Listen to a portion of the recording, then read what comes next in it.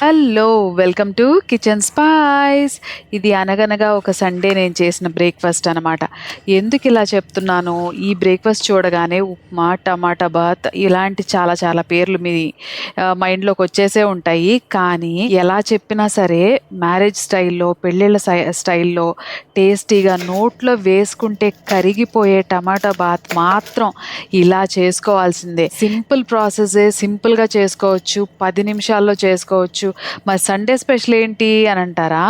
దీని టేస్ట్ ఎంత బావుంటుందో మీరొక్కసారి ట్రై చేస్తే గానీ చెప్పలేరనమాట. దీనికోసం ముందు నేను ఒక్క ఉల్లిపాయ తీసుకున్నాను మీడియం సైజ్‌ది.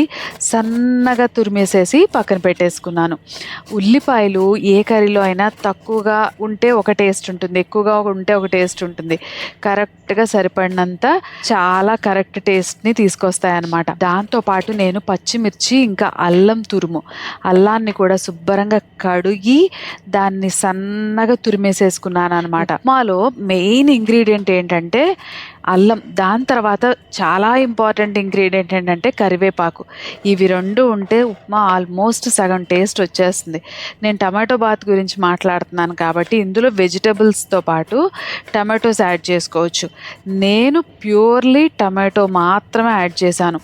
ఇంకా వెజిటబుల్ ఉప్మా అయితే క్యారెట్స్ లేదంటే దాంట్లోనే బీన్స్ అలానే దాంట్లో ఇంకా గ్రీన్ పీస్ అంటాం కదా! అవి కూడా యాడ్ చేసుకోవచ్చు. సో, ముందు ఈ ప్రిలిమినరీ వెర్షన్ ట్రై చేసేసుకుందాము. ముందు కొంచెం ఒక 2 టేబుల్ స్పూన్స్ నెయ్యి వేసుకొని, దాంట్లో కొంచెం ఆయిల్ వేసుకొని, జీడిపప్పులు వేసుకొని వేయించేశాను. ఇది ఫస్ట్ స్టెప్ అనమాట. జీడిపప్పులు వేగుతున్నప్పుడే దాంట్లో పచ్చిశనగపప్పుతో పాటు మినప్పప్పు ఇంకా ఆవాలు వేసుకొని వేయించాను. జీలకర్ర మనం యూజువల్లీ నేనైతే యాడ్ చేయను ఉప్మాలో. దాంట్లో నేను చెప్పాను కదా! చాలా ఇంపార్టెంట్ ఇంగ్రీడియంట్ కరివేపాకు. ఇది నేతిలో వేగినప్పుడు వచ్చే సువాసనే ఆ ఉప్మా టేస్ట్‌ని, ఉప్మా ఫ్లేవర్‌ని ఎన్హాన్స్ చేస్తుందనమాట. పచ్చిమిరపకాయలతో పాటు అల్లం తురుము కూడా వేసేసుకున్నాను. దాంతో పాటు సన్నగా తురిమిన ఉల్లిపాయలని యాడ్ చేసి మగ్గించేసాననమాట. 2-3 మినిట్స్ మగ్గితే సరిపోతుంది. ఎందుకంటే ఉల్లిపాయలు కానీ, మిగతా ఇంగ్రీడియంట్స్ కానీ చాలా సన్నగా తురిమి పెట్టుకున్నాను కాబట్టి. సో, ఎంటైర్ రెసిపీకి సరిపడినంత ఉప్పు, పసుపు వేసేసుకున్నాను. ఈ పసుపు కూడా చాలా కలర్‌ని అలానే చాలా స్మూత్ టెక్స్చర్‌ని తీసుకొస్తుందనమాట. ఉల్లిపాయలు కొంచెం మగ్గిన తర్వాత దాంట్లో ఒక్క టమాటో సన్నగా తరిగి పెట్టుకుంది యాడ్ చేసి మగ్గించడానికి మూత పెట్టేశాను.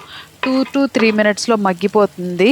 టమాటోస్ కూడా ఆల్రెడీ ఉల్లిపాయలు మగ్గుతూ ఉన్నాయి కాబట్టి. దాంట్లోనే చక్కగా ఒక హాఫ్ లీటర్ వరకు మీరు వేసుకునేది కనుక 100 గ్రామ్స్ ఆర్ 150 గ్రామ్స్ అయితే హాఫ్ లీటర్ వరకు వాటర్ యాడ్ చేసేసుకొని చక్కగా వాటిని బాయిల్ అవ్వనివ్వాలన్నమాట. ఈ వాటర్ యాడ్ చేసుకోవడం వల్ల ఉన్న ఉల్లిపాయలు కానీ టమాటోస్ కానీ చక్కగా ఉడికిపోతాయి.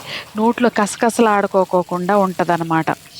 ఒక్కసారి మరుగు వచ్చేసిన తర్వాత మరగడం స్టార్ట్ అయిన తర్వాత దాంట్లో కొంచెం అంటే ఆల్మోస్ట్ లైక్ ఒక చిన్న టీ గ్లాస్‌లో సగం అంతా మిల్క్ యాడ్ చేశాను. ఇది కీ ఇంగ్రీడియంట్ అనమాట. తర్వాత అది మరుగుతున్నప్పుడే చక్కగా ఉప్మా రవ్వని ఆర్ బొంబాయి రవ్వ అంటాం కదా! అది యాడ్ చేసుకుంటూ కలిపి పెట్టేశాను. ఎంత 4 గ్లాసెస్‌కి ఒక్క గ్లాస్ ఉప్మా రవ్వ అనమాట.